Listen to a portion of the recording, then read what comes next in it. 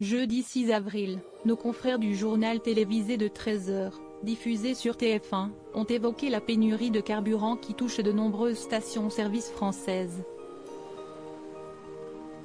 Dans le fameux reportage, la reporter a interrogé les Français venus faire le plein d'essence pour leur véhicule, dans le Val-de-Marne, Île-de-France. Dans le lot, il y avait un homme d'un certain âge, qui a accepté de témoigner face caméra. Ce monsieur est venu pour du samplon 98, explique d'abord en voix off la journaliste. Dans le micro qui lui a été tendu, il a ainsi précisé avoir appelé avant de venir à la station essence pour s'assurer qu'il y aurait le carburant dont il avait besoin. Malheureusement pour lui, ce n'était pas le cas et, face caméra, l'homme interrogé fait part de sa surprise et de sa déception d'avoir fait le déplacement pour rien. Cette séquence peut paraître anodine, à un détail près puisqu'il ne s'agissait pas d'un simple Français anonyme, mais du chanteur Michel Jonas.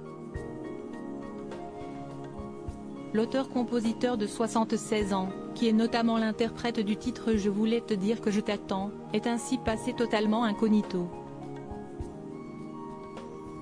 De quoi beaucoup amuser les internautes, qui n'ont pas manqué de réagir, sur Twitter.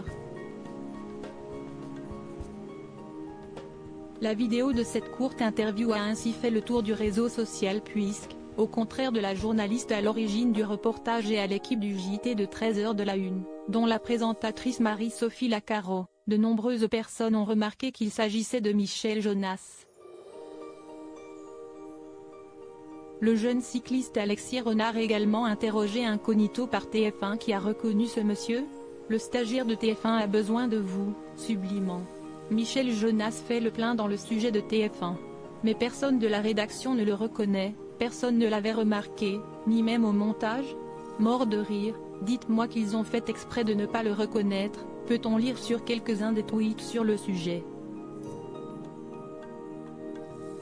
Mais le plus amusant est que la veille, dans le JT de 20h de la chaîne, cette fois, dans le cadre d'un reportage sur les grèves, le coureur cycliste Alexis Renard a été interrogé, dans la plus grande indifférence.